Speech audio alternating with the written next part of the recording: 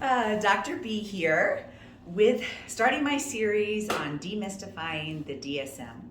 So the DSM is a book that we use to diagnose mental health conditions.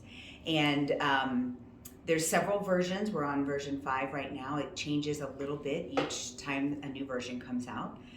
But what I want to do is I'm going to spend this year literally going through this and talking about how we treat these things here at Mentally Strong, and how to use cognitive behavioral thinking to kind of grasp around these disorders, right?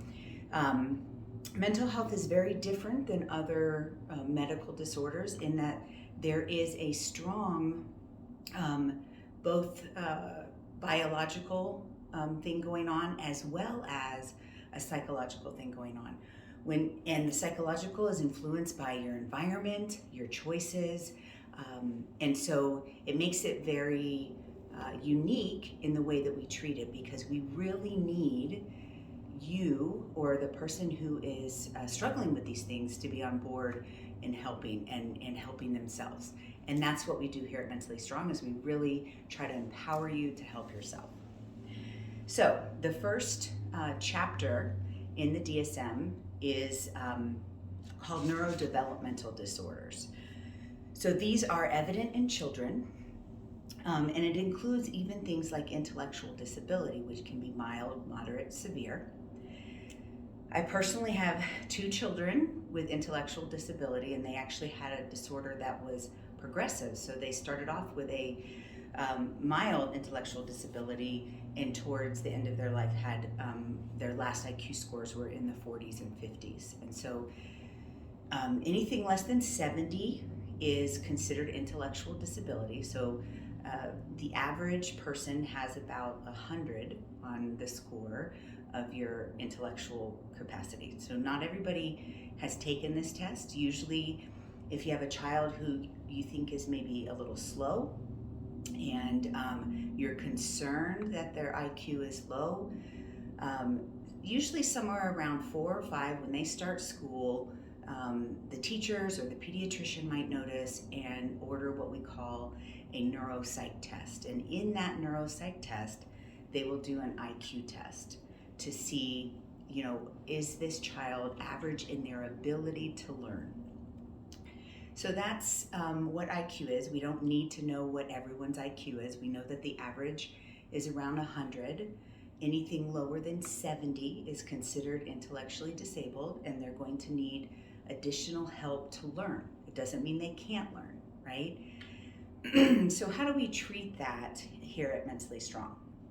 Well, there's not a specific treatment for intellectual disability. It's just modifying education and bringing that person up to their full potential. So if intellectual disability is their only diagnosis, there's no other mood components, there's not behavioral components, then likely they would not need to see a psychiatrist. They would just need help in school, accommodations with work as they become an adult.